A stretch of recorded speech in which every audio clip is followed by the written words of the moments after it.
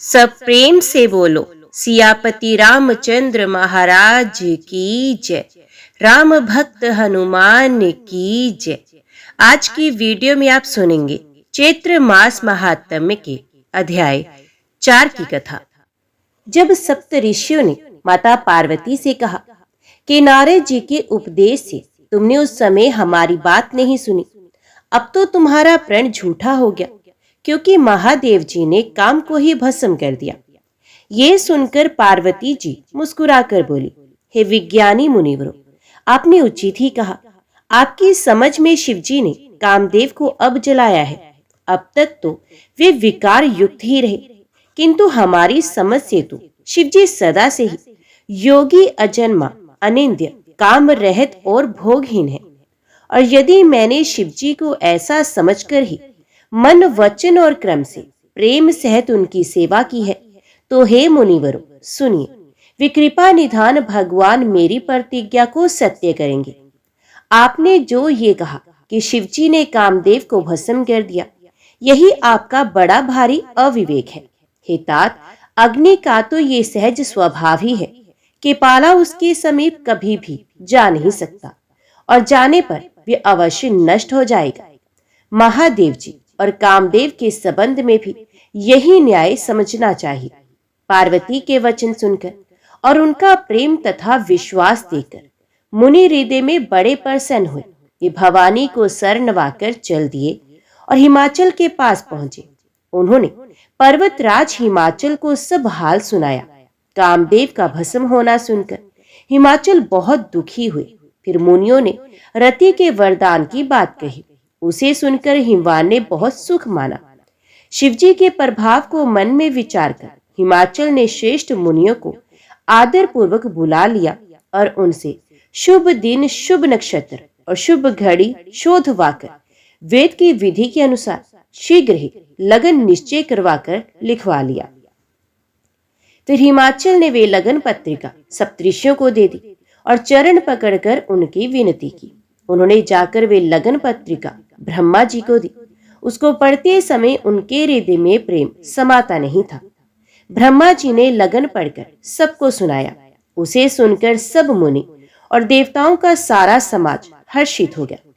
आकाश से फूलों की वर्षा होने लगी, बाजे बजने लगे और 10 दिशाओं में मंगल कलश सजा दिए गए।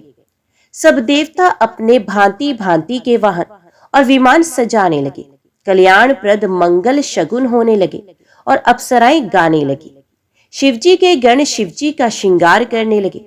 जटाओं का मुकुट बनाकर उस पर सांपों का मोर सजाया गया। शिवजी ने सांपों के ही कुंडल और कंकन पहने, शरीर पर विभूति रमाई और वस्त्र की जगह बागंबर लपेट लिया। शिवजी के सुंदर मस्तक पर चंद्रमा, सर पर गंगा जी, 3 नेत्र, सांपों का जनेऊ, गले में विष और छाती पर नरमुंडों की माला थी। इस प्रकार उनका वेश अशुभ होने पर भी वे कल्याण के धाम और कृपालु हैं। एक हाथ में त्रिशूल और दूसरे में डमरू सुशोभित है। शिवजी बैल पर चढ़कर चले, बाजे बज रहे हैं। शिवजी को देखकर देवांगनाएं मुस्कुरा रही हैं और कहती हैं कि इस वर के योग्य दुल्हन संसार में नहीं मिलेगी। विष्णु और ब्रह्मा आदि देवताओं के समूह अपने अपने वाहनों पर चढ़कर बारात में चले। देवताओं का समाज सब प्रकार से अनुपम परम सुंदर था, पर दूल्हे के योग्य बारात नहीं थी। तब विष्णु भगवान ने सब दिक्पालों को बुलाकर हंसकर ऐसा कहा, सब लोग अपने अपने दल समेत अलग अलग होकर चलो। हे भाई, हम लोगों की ये बारात वर के योग्य नहीं, क्या पराये नगर में जाकर हंसी कराओगे? विष्णु भगवान की बात सुनकर देवता मुस्कुराए और वे अपनी अपनी सेना सहित अलग हो गए। महादेव जी ये देखकर मन ही मन मुस्कुराते हुए कहने लगे कि विष्णु भगवान के व्यंग्य वचन दिल की नहीं छूटते। अपने प्यारे विष्णु भगवान की इन प्रति प्रिय वचनों को सुनकर शिवजी ने भी भृंगी को भेजकर अपने सब गणों को बुलवा लिया। शिवजी की आज्ञा सुनते ही सब चले आए और उन्होंने स्वामी के चरण कमलों में सर नवाया। तरह तरह की सवारियों और तरह तरह के वेश वाले अपने समाज को देखकर शिवजी हंसे। कोई बिना मुख का है, किसी के बहुत से मुख है, कोई बिना हाथ पैर का है, तो किसी के कई हाथ पैर हैं, किसी के बहुत आंखें हैं तो किसी के एक भी नहीं। कोई बहुत मोटा ताजा है तो कोई बहुत ही दुबला पतला, कोई बहुत दुबला तो कोई बहुत मोटा, कोई पवित्र कोई अपवित्र वेश धारण किए हुए हैं, भयंकर गहने पहने, हाथ में कपाल लिए हैं और सबके सब शरीर में ताजा खून लपेटे हुए हैं। गधे, कुत्ते, सुअर और सियार के से उनके मुख हैं। गणों के अनगिनत वेशों को कौन गिने। बहुत प्रकार के प्रेत, पिशाच और योगिनों की जमाते हैं, उनका वर्णन करते नहीं बनता। भूत प्रेत नाचते और गाते हैं, वे सब बड़े मौजी हैं, देखने में बहुत ही बेढंगे जान पड़ते हैं और बड़े ही विचित्र ढंग से बोलते हैं। जैसा दूल्हा है अब वैसी ही बारात बन गई। मार्ग में चलते हुए भांति भांति के कौतुक होते जाते हैं। इधर हिमाचल ने ऐसा विचित्र मंडप बनाया कि जिसका वर्णन नहीं हो सकता। जगत में जितने छोटे बड़े पर्वत थे जिनका वर्णन करके पार नहीं मिलता, तथा जितने वन, समुद्र, नदियां और तालाब थे, हिमाचल ने सबको न्योता भेजा।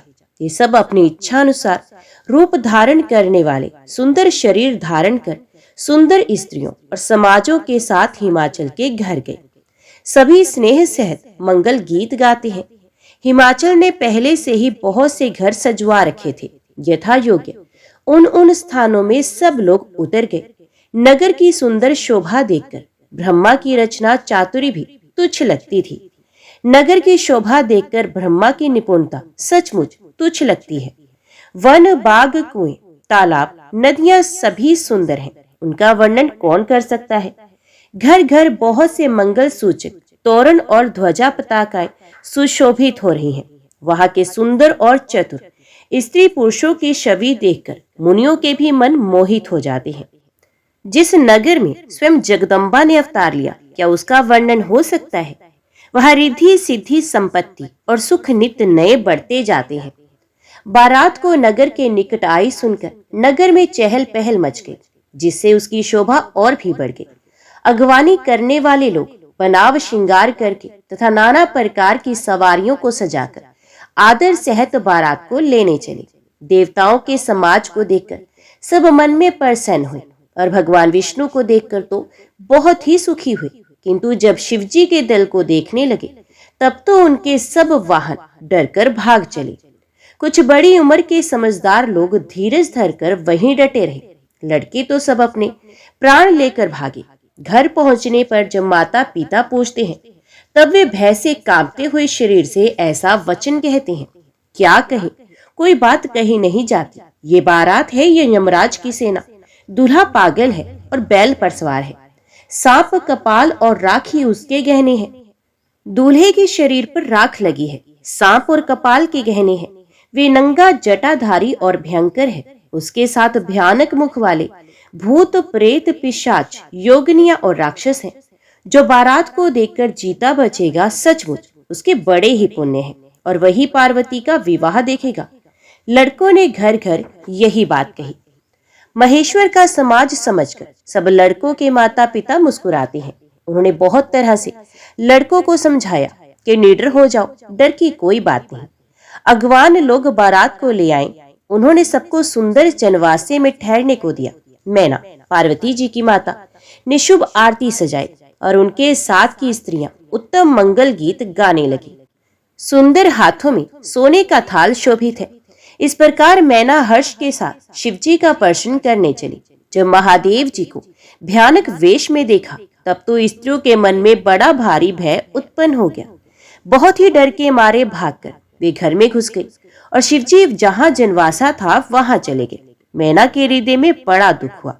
उन्होंने पार्वती जी को अपने पास बुला लिया और अत्यंत स्नेह से गोद में बैठाकर अपने नील कमल के समान नेत्रों में आंसू भरकर कहा, जिस विधाता ने तुमको ऐसा सुंदर रूप दिया, उस मूर्ख ने तुम्हारे दूल्हे को बावला कैसे बनाया। जिस विधाता ने तुमको सुंदरता दी, उसने तुम्हारे लिए बर बावला कैसे बनाया। जो फल कल्प वृक्ष में लगना चाहिए वे जबरदस्ती बबूल में लग गया। मैं तुम्हें लेकर पहाड़ से गिर पड़ूंगी, आग में जल जाऊंगी या समुद्र में कूद पड़ूंगी। चाहे घर उजड़ जाए और संसार भर में अपकीर्ति फैल जाए, पर जीते जी मिस बावले वर से तुम्हारा विवाह नहीं करूंगी। हिमाचल की स्त्री मैना को दुखी देखकर सारी स्त्रियां व्याकुल हो गई। मैना अपनी कन्या के स्नेह को याद करके विलाप करती और रोती और कहती थी, मैंने नारद का क्या बिगाड़ा था, जिन्होंने मेरा बसता हुआ घर उजाड़ दिया और जिन्होंने पार्वती को ऐसा उपदेश दिया कि जिससे उसने बावले वर के लिए तप किया। सचमुच उनके ना किसी का मोह है, न माया, न उनके धन है, न घर, न स्त्री ही है। वे सबसे उदासीन हैं। इसी से वे दूसरे का घर उजाड़ने वाले हैं। उन्हें ना किसी की लाज है, न डर है। भला बांझ स्त्री प्रसव की पीड़ा को क्या माता को विकल देखकर पार्वती जी विवेक युक्त कोमल वाणी बोली, हे माता, जो विधाता रच देते हैं वे टलता नहीं। ऐसा विचार कर तुम सोच मत करो। जो मेरे भाग्य में बावला ही पति लिखा है तो किसी को क्यों दोष लगाया जाए। हे माता, क्या विधाता के अंक तुमसे मिट सकते हैं? वृथ कलंक का टीका मत लो। हे माता, कलंक मत लो, रोना छोड़ो। ये अवसर विषाद करने का नहीं। मेरे भाग्य में जो दुख सुख लिखा है उसे मैं जहां जाऊंगी वहीं पाऊंगी। पार्वती जी के ऐसे विनय भरे कोमल वचन सुनकर सारी स्त्रियां सोच करने लगी और भांति भांति से विधाता को दोष देकर आंखों से आंसू बहाने लगी। इस समाचार को सुनते ही हिमाचल उसी समय नारद जी और सप्तऋषियों को साथ लेकर अपने घर गए। तब नारद जी ने पूर्व जन्म की कथा सुनाकर सबको समझाया और कहा कि हे मैना, तुम मेरी सच्ची बात सुनो। तुम्हारी ये लड़की साक्षात जगत जननी भवानी है। ये अजन्मा, अनादि और अविनाशिनी शक्ति है। सदा शिव जी के अर्धांग में रहती है। ये जगत की उत्पत्ति, पालन और संहार करने वाली है और अपनी इच्छा से ही लीला शरीर धारण करती हैं। पहले ये दक्ष के घर जाकर जन्मी थी, तब इनका नाम सती था। बहुत सुंदर शरीर पाया था। वहां भी सती शंकर जी से ही ब्याही गई। ये कथा सारे जगत में प्रसिद्ध है।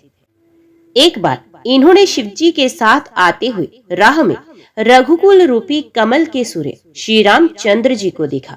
तब इन्हें मोह हो गया और इन्होंने शिव जी का कहना ना मानकर भ्रमवश सीता जी का वेश धारण कर लिया। सती जी ने जो सीता का वेश धारण किया, उसी अपराध के कारण शंकर जी ने इनको त्याग दिया। फिर शिव जी के वियोग में ये अपने पिता के यज्ञ में जाकर वही योग अग्नि से भस्म हो गई। अब इन्होंने तुम्हारे घर जन्म लेकर अपने पति के लिए कठिन तप किया है। ऐसा जानकर संदेह छोड़ दो। पार्वती जी तो सदा ही शिव जी की प्रिया अर्धांगिनी है। तब नारद के वचन सुनकर सबका विषाद मिट गया और क्षण भर में ये समाचार सारे नगर में घर घर में फैल गया। तब मैना और हिमवान आनंद में निमग्न हो गए और उन्होंने बार बार पार्वती के चरणों की वंदना की। स्त्री, पुरुष, बालक, युवा और वृद्ध नगर के सभी लोग बहुत प्रसन्न हुए। नगर में मंगल गीत गाए जाने लगे और सब ने भांति भांति के स्वर्ण के कलश सजाए। पाक शास्त्र में जैसी रीति है उसके अनुसार अनेक भांति की रसोई बनी। जिस घर में स्वयं माता भवानी रहती हो, वहां की भोजन सामग्री का वर्णन कैसे किया जा सकता है। हिमाचल ने आदर पूर्वक सब बारातियों को, विष्णु, ब्रह्मा और सब जाति के देवताओं को बुलवाया। भोजन करने वालों की बहुत सी पंक्तियां बैठी। चतुर रसोइये परोसने लगे। स्त्रियों की मंडलियां देवताओं को भोजन करते जानकर कोमल वाणी से गालियां देने लगी। सब सुंदरी स्त्रियां मीठे स्वर में गालियां देने लगी और व्यंग भरे वचन सुनाने लगी। देवगण विनोद सुनकर बहुत सुख अनुभव करते हैं, इसलिए भोजन करने में बड़ी देर लगा रहे हैं। भोजन के समय जो आनंद बढ़ा वे करोड़ों मुंह से भी नहीं कहा जा सकता। भोजन कर चुकने पर सबके हाथ मुंह धुलवाकर पान दिए गए। फिर सब लोग जो जहां ठहरे थे वहां चले गए। फिर मुनियों ने लौटकर हिमवान को लगन पत्रिका सुनाई और विवाह का समय देखकर देवताओं को बुलावा भेजा। सब देवताओं को आदर सहित बुलवा लिया और सबको यथा योग्य आसन दिया। वेद की रीति से वेदी सजाएगी और स्त्रियां सुंदर श्रेष्ठ मंगल गीत गाने लगी। वेदिका पर एक अत्यंत सुंदर दिव्य सिंहासन था, जिसकी सुंदरता का वर्णन नहीं किया जा सकता, क्योंकि वे स्वयं ब्रह्मा जी का बनाया हुआ था। ब्राह्मणों का सर नवाकर और हृदय में अपने स्वामी श्री रघुनाथ जी का स्मरण करके शिवजी उस सिंहासन पर बैठ गए। फिर मुनियों ने पार्वती जी को बुलाया। सखियां श्रृंगार करके उन्हें ले आई। पार्वती जी के रूप को देखते ही सब देवता मोहित हो गए। संसार में ऐसा कवि कौन है जो उस सुंदरता का वर्णन कर सके। पार्वती जी को जगदम्बा और शिवजी की पत्नी समझकर देवताओं ने मन ही मन प्रणाम किया। भवानी जी सुंदरता की सीमा है, करोड़ों मुखों से भी उनकी शोभा नहीं की जा सकती। जगत जननी पार्वती जी की महान शोभा का वर्णन करोड़ों मुखों से भी करते नहीं बनता। वेद शेष जी और सरस्वती जी तक उसे कहते हुए सकुचा जाते हैं, तब मंद बुद्धि तुलसी किस गिनती में है। सुंदरता और शोभा की खान माता भवानी मंडप के बीच में जहां शिवजी थे वहां गई।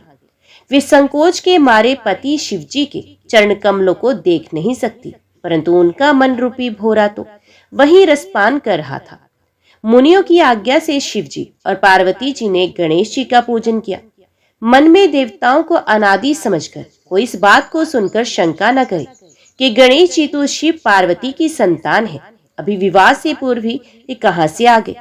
वेदों में विवाह की जैसी रीति कही गई है, महामुनियों ने वे सभी रीति करवाई। पर्वतराज हिमाचल ने हाथ में कुश लेकर तथा कन्या का हाथ पकड़कर उन्हें भवानी शिव पत्नी जानकर शिवजी को समर्पण किया। जब महेश्वर ने पार्वती का पाणी ग्रहण किया, तब इंद्रादि सब देवता हृदय में बड़े ही हर्षित हुए। श्रेष्ठ मुनिगण वेद मंत्रों का उच्चारण करने लगे और देवगण शिवजी की जय जयकार करने लगे। अनेकों प्रकार के बाजे बजने लगे। आकाश से नाना प्रकार के फूलों की वर्षा हुई। शिव पार्वती का विवाह हो गया। सारे ब्रह्मांड में आनंद भर गया। दासी दास, रथ घोड़े हाथी, गाय वस्त्र और मणि आदि अनेक प्रकार की चीजें, अन्न तथा सोने के बर्तन गाड़ियों में लदवाकर दहेज में दिए, जिनका वर्णन नहीं हो सकता। बहुत प्रकार का दहेज देकर फिर हाथ जोड़कर हिमाचल ने कहा, हे शंकर, आप पूर्ण काम है, मैं आपको क्या दे सकता हूँ। इतना कहकर वे शिवजी के चरण कमल पकड़कर रह गए। तब कृपा के सागर शिवजी ने अपने ससुर का सभी प्रकार से समाधान किया। फिर प्रेम से परिपूर्ण हृदय मैना जी ने शिवजी के चरण कमल पकड़े और कहा, हे नाथ, ये उमा मुझे मेरे प्राणों के समान प्यारी है। आप इसे अपने घर की टहलनी बनाइएगा और इसके सब अपराधों को क्षमा करते रहिएगा। अब प्रसन्न होकर मुझे यही वर दीजिए। शिवजी ने बहुत तरह से अपनी सास को समझाया। तब वे शिवजी के चरणों में सर नवाकर घर गए। फिर माता ने पार्वती को बुला लिया और गोद में बैठाकर ये सुंदर सीख दी, हे पार्वती, तू सदा शिवजी के चरणों की पूजा करना। नारियों का यही धर्म है, उनके लिए पति ही देवता और कोई देवता नहीं। इस प्रकार की बातें कहते कहते उनकी आंखों में आंसू भर आए और उन्होंने कन्या को छाती से लगा लिया। फिर बोली कि विधाता ने जगत में स्त्री जाति को क्यों पैदा किया। प्राधीन को सपने में भी सुख नहीं मिलता। जो कहती हुई माता प्रेम में अत्यंत विकल हो गई, परंतु कुसुम जानकर उन्होंने धीरज धरा। मैना बार बार मिलती है और पार्वती के चरणों को पकड़कर गिर पड़ती हैं। बड़ा ही प्रेम है, कुछ वर्णन नहीं किया जाता। भवानी सभी स्त्रियों से मिल भेंट कर फिर अपनी माता के हृदय से जा लिपटी। पार्वती जी माता से फिर मिलकर चली। जब किसी ने उन्हें योग्य आशीर्वाद दिए, पार्वती जी फिर फिर कर माता की ओर देखती जाती थी। तब सखियां उन्हें शिव के पास ले गई। महादेव जी सब याचकों को संतुष्ट कर पार्वती के साथ घर कैलाश को चले। सब देवता प्रसन्न होकर फूलों की वर्षा करने लगे और आकाश में सुंदर नगाड़े बजने लगे। तब हिमवान अत्यंत प्रेम से शिवजी को पहुंचाने के लिए साथ चले। वृषकेतु शिवजी ने बहुत तरह से उन्हें संतोष कराकर विदा किया। पर्वतराज हिमाचल तुरंत घर आए और उन्होंने सब पर्वतों और सरोवरों को बुलाया। हिमवान ने आदर, दान, विनय और बहुत सम्मान पूर्वक सबकी विदाई की। जब शिवजी कैलाश पर्वत पर पहुंचे, तब सब देवता अपने अपने लोगों को चले गए। तुलसीदास जी कहते हैं कि पार्वती जी और शिवजी जगत के माता पिता हैं, इसलिए मैं उनके श्रृंगार का वर्णन नहीं करता। शिव पार्वती विविध प्रकार के भोग विलास करते हुए अपने गणों से कैलाश पर रहने लगे। वे नित्य नए विहार करते थे। इस प्रकार बहुत समय बीत गया। तब 6 मुख वाले स्वामी कार्तिक का जन्म हुआ, जिन्होंने बड़े होने पर युद्ध में तारकासुर को मारा। वेद शास्त्रों और पुराणों में स्वामी कार्तिक के जन्म की कथा प्रसिद्ध है और सादा जगत उसे जानता है। षडानंद स्वामी कार्तिक के जन्म, कर्म, प्रताप और महान पुरुषार्थ को सारा जगत जानता ही है, इसलिए मैंने वृषकेतु शिवजी के पुत्र का चरित्र संक्षेप से ही कहा है। शिव पार्वती के विवाह की इस कथा को जो स्त्री पुरुष कहेंगे और गाएंगे, वे कल्याण के कार्यों और विवाह आदि मंगलों में सदा सुख पाएंगे। गिरजापति महादेव जी का चरित्र समुद्र के समान अपार है, उसका पार वेद भी नहीं पाते। तब अत्यंत मंद बुद्धि और गंवार तुलसीदास उसका वर्णन कैसे कर सकता है। शिवजी के रसीले और सुहावने चरित्र को सुनकर मुनि भारद्वाज जी ने बहुत ही सुख पाया। कथा सुनने की उनकी लालसा बहुत बढ़ गई, नेत्रों में जल भर आया तथा रोमावली खड़ी हो गई। वे प्रेम में मुग्ध हो गए, मुख से वाणी नहीं निकलती। उनकी ये दशा देखकर ज्ञानी मुनि याज्ञवल्क्य बहुत प्रसन्न हुए और बोले, हे मुनीश, आह, तुम्हारा जन्म धन्य है। तुमको गौरीपति शिवजी के प्राणों के समान प्रिय है। शिवजी के चरण कमलों में जिनकी प्रीति नहीं है, वे श्री रामचंद्र जी को स्वप्न में भी अच्छे नहीं लगते। विश्वनाथ श्री शिवजी के चरणों में विशुद्ध प्रेम होना, यही राम भक्त का लक्षण है। शिवजी के समान रघुनाथ जी की भक्ति का व्रत धारण करने वाला कौन है, जिन्होंने बिना ही पाप के सती जैसी स्त्री को त्याग दिया और प्रतिज्ञा करके श्री रघुनाथ जी की भक्ति को दिखा दिया। हे भाई, श्री रामचंद्र जी को शिवजी के समान और कौन प्यारा है। मैंने पहले ही शिवजी का चरित्र कहकर तुम्हारा भेद समझ लिया। तुम श्री रामचंद्र जी के पवित्र सेवक हो और समस्त दोषों से रहित हो। मैंने तुम्हारा गुण और शील जान लिया। अब मैं श्री रघुनाथ जी की लीला कहता हूँ, सुनो।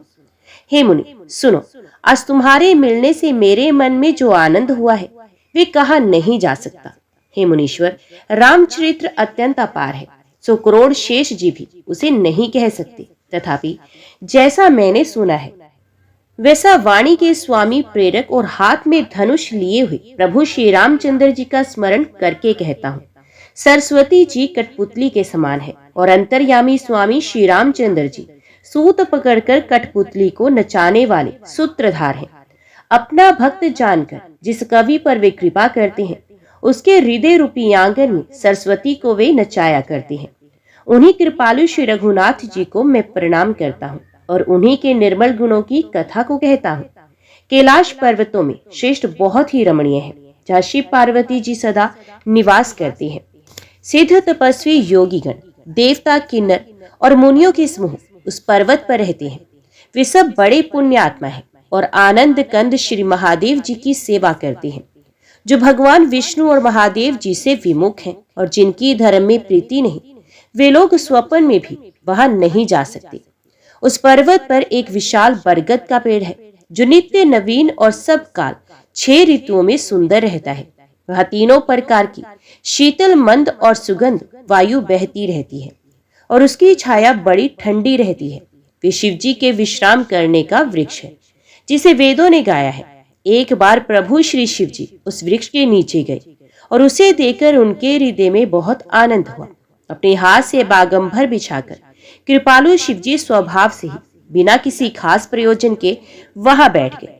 कुंद के पुष्प, चंद्रमा और शंख के समान उनका गौर शरीर था। बड़ी लंबी भुजाएं थी और वे मुनियों के वल्कल वस्त्र धारण किए थे। उनके चरण नए लाल कमल के समान थे। नखों की ज्योति भक्तों के हृदय का अंधकार हरने वाली थी। सांप और भस्म ही उनके भूषण थे और उन त्रिपुरासुर के शत्रु शिवजी का मुख शरद पूर्णिमा के चंद्रमा की शोभा को भी हरने वाला था। उनके सर पर जटाओं का मुकुट और गंगा जी शोभायमान थी। कमल के समान बड़े बड़े नेत्र थे। उनका नीलकंठ था और वे सुंदरता के भंडार थे। उनके मस्तक पर द्वितीय का चंद्रमा शोभित था। कामदेव के शत्रु शिवजी वहां बैठे हुए ऐसे शोभित हो रहे थे, मानो शांत रस ही शरीर धारण किए बैठा हो। अच्छा, मौका जानकर शिव पत्नी माता पार्वती जी उनके पास गई। अपनी प्यारी पत्नी को जानकर शिवजी ने उनका बहुत आदर सत्कार किया और अपनी बाईं ओर बैठने के लिए आसन दिया। पार्वती जी प्रसन्न होकर शिव के पास बैठ गई। उन्हें पिछले जन्म की कथा स्मरण हुआ। स्वामी के हृदय में अपने ऊपर पहले की अपेक्षा अधिक प्रेम समझकर पार्वती जी हंसकर प्रिय वचन बोली। याज्ञवल्क्य जी कहते हैं, कि जो कथा सब लोगों का हित करने वाली है उसे ही पार्वती जी पूछना चाहती हैं। पार्वती जी ने कहा, हे संसार के स्वामी, हे मेरे नाथ, हे त्रिपुरासुर का वध करने वाले, आपकी महिमा तीनों लोकों में विख्यात है। चर अचर नाग मनुष्य और देवता सभी आपके चरण कमलों की सेवा करते हैं। हे प्रभु, आप समर्थ, सर्वज्ञ और कल्याण स्वरूप हैं। सब कलाओं और गुणों के निधान हैं और योग, ज्ञान तथा वैराग्य के भंडार हैं। आपका नाम शरणागतों के लिए कल्पवृक्ष है।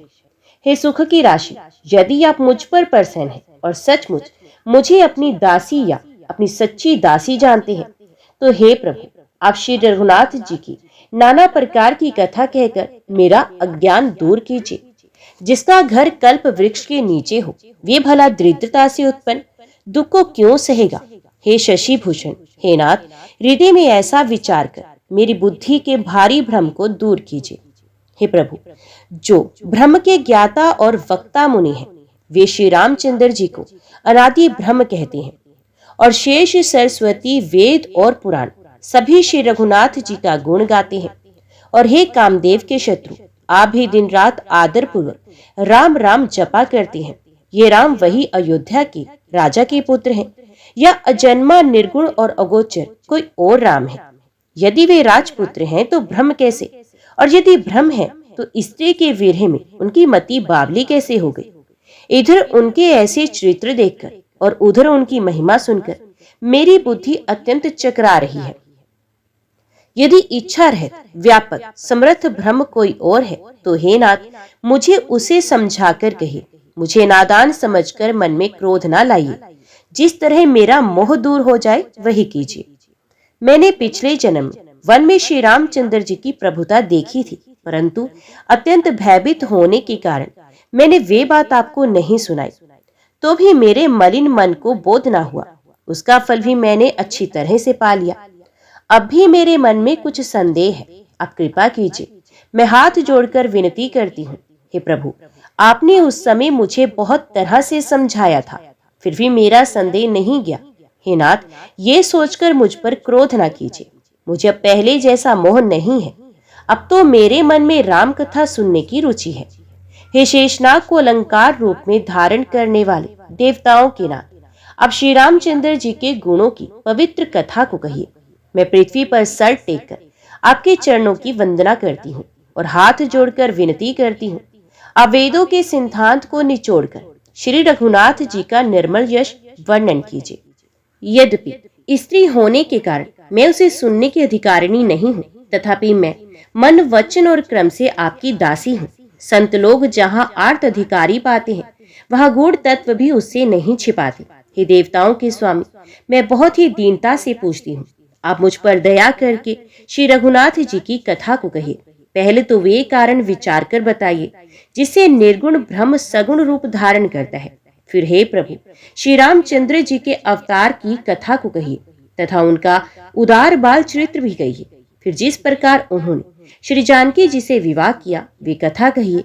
और फिर ये बताइए कि उन्होंने जो राज्य छोड़ा सो किस दोष से। हे नाथ, फिर उन्होंने वन में रहकर जो अपार चरित्र किए तथा जिस तरह रावण को मारा वे कहिए। हे सुख स्वरूप शंकर, फिर आप उन सारी लीलाओं को कहिए जो उन्होंने राज्य सिंहासन पर बैठकर की थी। हे कृपा धाम, फिर वे अद्भुत चरित्र कहिए जो श्री रामचंद्र जी ने किया। वे रघुकुल शिरोमणि प्रजा से किस प्रकार अपने धाम को गए। हे प्रभु, फिर आप उस तत्व को समझाकर कहिए जिसकी अनुभूति में ज्ञानी मुनिगण सदा मग्न रहते हैं। और फिर भक्ति, ज्ञान, विज्ञान और वैराग्य का विभाग सहित वर्णन कीजिए। इसके सिवा श्री रामचंद्र जी के और भी जो अनेक रहस्य छिपे हुए भाव अथवा चरित्र हैं उनको कहिए। हे नाथ, आपका ज्ञान अत्यंत निर्मल है। हे प्रभु, जो बात मैंने ना भी पूछी हो, हे दयालु, उसे भी आप छिपा न रखिएगा। वेदों ने आपको तीनों लोकों का गुरु कहा है। दूसरे पामर जीव इस रहस्य को क्या जाने। पार्वती जी के सहज, सुंदर और शल रहित सरल प्रश्न को सुनकर शिव जी के मन को बहुत अच्छा लगा। श्री महादेव जी के हृदय में सारे रामचरित्र आ गए। प्रेम के मारे उनका शरीर पुलकित हो गया और नेत्रों में जल भर आया। श्री रघुनाथ जी का रूप उनके हृदय में आ गया, जिसे स्वयं परम आनंद स्वरूप शिव जी ने भी अपार सुख पाया। शिवजी 2 घड़ी तक ध्यान के रस आनंद में डूबे रहे। फिर उन्होंने मन को बाहर खींचा और तब वे प्रसन्न होकर श्री रघुनाथ जी का चरित्र वर्णन करने लगे, जिसके बिना जाने झूठ भी सत्य मालूम होता है, जैसे बिना पहचाने रस्सी में सांप का भ्रम हो जाता है, और जिसके जान लेने पर जगत का उसी तरह लोप हो जाता है, जैसे जागने पर स्वप्न का भ्रम जाता रहता है। मैं उन्हीं श्री रामचंद्र जी के बाल रूप की वंदना करता हूँ, जिनका नाम जपने से सब सिद्धियां सहज ही प्राप्त हो जाती हैं। मंगल के धाम अमंगल के हरने वाले और श्री दशरथ जी के आंगन में खेलने वाले वे बाल रूप श्री रामचंद्र जी मुझ पर कृपा करें। त्रिपुरासुर का वध करने वाले शिव जी श्री रामचंद्र जी को प्रणाम करके आनंद में भरकर अमृत के समान वाणी बोले, हे गिरिराज कुमारी पार्वती, तुम धन्य हो, धन्य हो तुम। तुम्हारे समान कोई उपकारी नहीं। जो तुमने श्री रघुनाथ जी की कथा का प्रसंग पूछा है, जो कथा समस्त लोगों के लिए जगत को पवित्र करने वाली गंगा जी के समान है। तुमने जगत के कल्याण के लिए ही प्रश्न पूछे हैं। तुम श्री रघुनाथ जी के चरणों में प्रेम रखने वाली हो। हे पार्वती, मेरे विचार में तो श्री राम जी की कृपा से तुम्हारे मन में स्वप्न में भी शोक मोह संदेह और भ्रम कुछ भी नहीं है। फिर भी तुमने इसलिए वही पुरानी शंका की है कि इस प्रसंग के कहने सुनने से सबका कल्याण होगा। जिन्होंने अपने कानों से भगवान की कथा नहीं सुनी, उनके कानों के छिद्र सांप के बिल के समान है। जिन्होंने अपने नेत्रों से संतों के दर्शन नहीं किए, उनके वे नेत्र मोर के पंखों पर दिखने वाली नकली आंखों की गिनती में है। वे सर कड़वी तुम्बी के समान है, जो श्री हरि और गुरु के चरण तल पर नहीं झुकते। जिन्होंने भगवान की भक्ति को अपने हृदय में स्थान नहीं दिया, वे प्राणी जीते हुए भी मुर्दे के समान है। जो जीव श्री रामचंद्र जी के गुणों का गान नहीं करती, वे मेढक की जीभ के समान है। वे हृदय वज्र के समान कड़ा और निष्ठुर है, जो भगवान के चरित्र सुनकर हर्षित नहीं होता। हे पार्वती, श्री रामचंद्र जी की लीला सुनो। ये देवताओं का कल्याण करने वाली और दैत्यों को विशेष रूप से मोहित करने वाली है। श्री रामचंद्र जी की कथा कामधेनु के समान सेवा करने से सब सुखों को देने वाली है, और सत्पुरुषों के समाज ही सब देवताओं के लोक है। ऐसा जानकर इसे कौन न सुनेगा। श्री रामचंद्र जी की कथा हाथ की सुंदर ताली है, जो संदेह रूपी पक्षियों को उड़ा देती है। फिर राम कथा कलयुग रूपी वृक्ष को काटने के लिए कुल्हाड़ी है। हे गिरिराज कुमारी, तुम इसे आदर पूर्वक सुनो। वेदों ने श्री रामचंद्र जी के सुंदर नाम, गुण, चरित्र, जन्म और कर्म सभी अनगिनत कहे हैं। जिस प्रकार भगवान श्री रामचंद्र जी अनंत है, उसी तरह उनकी कथा, कीर्ति और गुण भी अनंत है। तो भी तुम्हारी अत्यंत प्रीति को देखकर जैसा कुछ मैंने सुना है और जैसी मेरी बुद्धि है, उसके अनुसार मैं कहूंगा। हे पार्वती, तुम्हारा प्रश्न स्वाभाविक ही सुंदर, सुखदायक और संत सम्मत है, और मुझे तो बहुत ही अच्छा लगा। परंतु हे पार्वती, एक बात मुझे अच्छी नहीं लगी। यद्यपि वे तुमने मोह के वश होकर कही। तुमने जो ये कहा कि राम कोई और है, जिन्हें वेद गाते और मुनिजन जिनका ध्यान करते हैं, जो मोह रूपी पिशाच के द्वारा ग्रस्त हैं, पाखंडी हैं, भगवान के चरणों से विमुख हैं, और जो झूठ सच कुछ भी नहीं जानते, ऐसे अधम मनुष्य ही इस तरह कहते और सुनते हैं। जो अज्ञानी, मूर्ख, अंधे और भाग्यहीन है, और जिनके मन रूपी दर्पण पर विषय रूपी काई जमी हुई है, जो व्यभिचारी, शली और बड़े कुटिल हैं, और जिन्होंने कभी स्वप्न में भी संत समाज के दर्शन नहीं किए, और जिन्हें अपनी लाभ हानि नहीं सूझती, वे ही ऐसी वेद विरुद्ध बातें कहा करते हैं। जिनका हृदय रूपी दर्पण मैला है और जो नेत्रों से हीन है, वे बेचारे श्री रामचंद्र जी का रूप कैसे देखें। जिनको निर्गुण सगुण का कुछ भी विवेक नहीं, जो अनेक मन घड़ंत बातें बका करते हैं, जो श्री हरि की माया के वश में होकर जगत में जन्म मृत्यु के चक्र में भ्रमते फिरते हैं, उनके लिए कुछ भी कह डालना असंभव नहीं। जिन्हें वायु का रोग, सन्निपात, उन्माद आदि हो गया हो, जो भूत के वश में हो गए हो और जो नशे में चूर हो, ऐसे लोग विचार कर वचन नहीं बोलते। जिन्होंने महामोह रूपी मदिरा पी रखी है, उनके कहने पर कान ना देना चाहिए। अपने हृदय में ऐसा विचार कर संदेह छोड़ दो और श्री रामचंद्र जी के चरणों को भजो। हे पार्वती, ब्रह्म रूपी अंधकार के नाश करने के लिए सूर्य की किरणों के समान मेरे वचनों को सुनो। सगुण और निर्गुण में कुछ भी भेद नहीं। मुनि, पुराण, पंडित और वेद सभी ऐसा कहते हैं। जो निर्गुण, अरूप, अलग और अजन्मा है वही भक्तों के प्रेमवश सगुण हो जाता है। जो निर्गुण है वही सगुण कैसे? जैसे जल और ओले में भेद नहीं, दोनों जल ही हैं, ऐसे ही निर्गुण और सगुण एक ही हैं। जिसका नाम ब्रह्म रूपी अंधकार के मिटाने के लिए सूर्य है, उसके लिए मोह का प्रसंग भी वैसे कहा जा सकता है। श्री रामचंद्र जी सच्चिदानंद स्वरूप सूर्य हैं। वह मोह रूपी रात्रि का लवलेश भी नहीं। वे स्वभाव से ही प्रकाश रूप और भगवान है। वहां तो विज्ञान रूपी प्रातः काल भी नहीं होता। हर्ष, शोक, ज्ञान, अज्ञान, अहंता और अभिमान, ये सब जीव के धर्म है। श्री रामचंद्र जी तो व्यापक ब्रह्म, परम आनंद स्वरूप, परात्पर प्रभु और पुराण पुरुष है। इस बात को सारा जगत जानता है। जो पुराण पुरुष प्रसिद्ध है, प्रकाश के भंडार है, सब रूपों में प्रकट है। जीव, माया और जगत सबके स्वामी है। यही रघुकुल मणि श्री रामचंद्र जी मेरे स्वामी हैं। ऐसा कहकर शिव जी ने उनको मस्तक नवाया।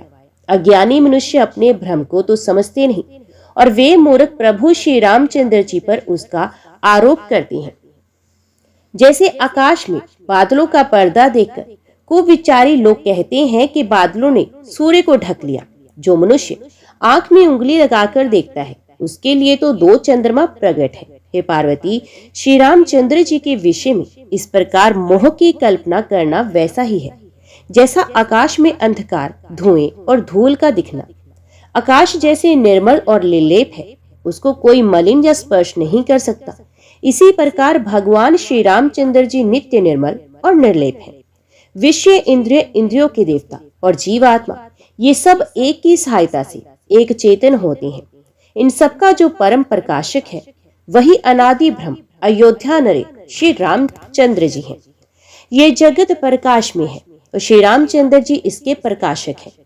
वे माया के स्वामी और ज्ञान तथा गुणों के धाम हैं, जिनकी सत्ता से मोह की सहायता पाकर जड़ माया भी सत्य सी भासित होती है। जैसे सीप में चांदी की और सूर्य की किरणों में पानी की बिना हुए भी प्रतीति होती है। यद्यपि ये प्रतीति तीनों कालों में झूठ है, तथापि इस भ्रम को कोई हटा नहीं सकता। इसी तरह ये संसार भगवान के आश्रित रहता है। यद्यपि यह सत्य है तो भी दुख तो देता ही है। इस तरह स्वप्न में कोई सर काट ले तो बिना जागे वे दुख दूर नहीं होता। हे पार्वती, जिनकी कृपा से इस प्रकार का भ्रम मिट जाता है वही कृपालु श्री रघुनाथ जी हैं, जिनका आदि और अंत किसी से नहीं जान पाया। वेदों ने अपनी बुद्धि से अनुमान करके इस प्रकार नीचे लिखे अनुसार गाया है। वे ब्रह्म बिना ही पैर के चलता है, बिना ही कान के सुनता है, बिना ही हाथ के नाना प्रकार के काम करता है, बिना मुंह जीवा के ही सारे 6 रसों का आनंद लेता है और बिना ही वाणी के बहुत योग्य वक्ता है। वे बिना ही शरीर के स्पर्श करता है, बिना ही आंखों के देखता है और बिना ही नाक के सब गंधों को ग्रहण करता है। उस ब्रह्म की करनी सभी प्रकार से ऐसी अलौकिक है कि जिसकी महिमा कही नहीं जा सकती, जिसका वेद और पंडित इस प्रकार वर्णन करते हैं कि मुनि जिसका ध्यान करते हैं वही दशरथ नंदन, भक्तों के हितकारी, अयोध्या के स्वामी भगवान श्री रामचंद्र जी हैं। हे पार्वती, जिनके नाम के बल से काशी में मरते हुए प्राणी को देखकर मैं उसे राम मंत्र देकर शोक रहित कर देता हूँ, मुक्त कर देता हूँ, वही मेरे प्रभु रघु श्रेष्ठ श्री रामचंद्र जी जड़ चेतन के स्वामी और सबके हृदय के भीतर की जानने वाले हैं। विवश होकर बिना इच्छा के भी जिनका नाम लेने से मनुष्यों के अनेक जन्मों के किए हुए पाप जल जाते हैं, फिर जो मनुष्य आदर पूर्वक उनका स्मरण करते हैं वे तो संसार रूपी समुद्र को गाय के खुर से बने हुए गड्ढे के समान पार कर जाते हैं। हे पार्वती, वही परमात्मा श्री रामचंद्र जी हैं। उनमें भ्रम देखने में आता है। तुम्हारा ऐसा कहना अत्यंत ही अनुचित है। इस प्रकार का संदेह मन में लाते ही मनुष्य के ज्ञान, वैराग्य आदि सारे सद्गुण नष्ट हो जाते हैं। शिवजी के भ्रम नाशक वचनों को सुनकर पार्वती जी के सब कुतर्कों की रचना मिट गई। श्री रघुनाथ जी के चरणों में उनका प्रेम और विश्वास हो गया और कठिन असंभावना जाती रही। बार बार स्वामी शिवजी के चरण कमलों को पकड़कर और अपने कमल के समान हाथों को जोड़कर पार्वती जी मानो प्रेम रस में मानकर सुंदर वचन बोली। आपकी चंद्रमा की किरणों के समान शीतल वाणी सुनकर मेरा ज्ञान रूपी शरद ऋतु कवार की धूप का भारी ताप मिट गया। हे कृपालु, आपने मेरा सब संदेह हर लिया। अब श्री रामचंद्र जी का यथार्थ स्वरूप मेरी समझ में आ गया।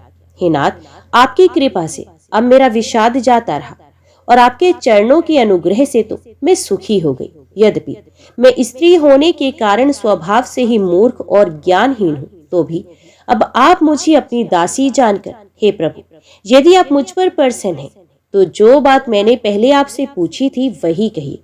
ये सत्य है कि श्री रामचंद्र जी ब्रह्म है, ज्ञान स्वरूप है, अविनाशी है, सबसे रहत और सबके हृदय रूपी नगरी में निवास करने वाले हैं। फिर हे नाथ, उन्होंने मनुष्य का शरीर किस कारण से धारण किया? हे धर्म की ध्वजा धारण करने वाले प्रभु, ये मुझे समझाकर कहिए।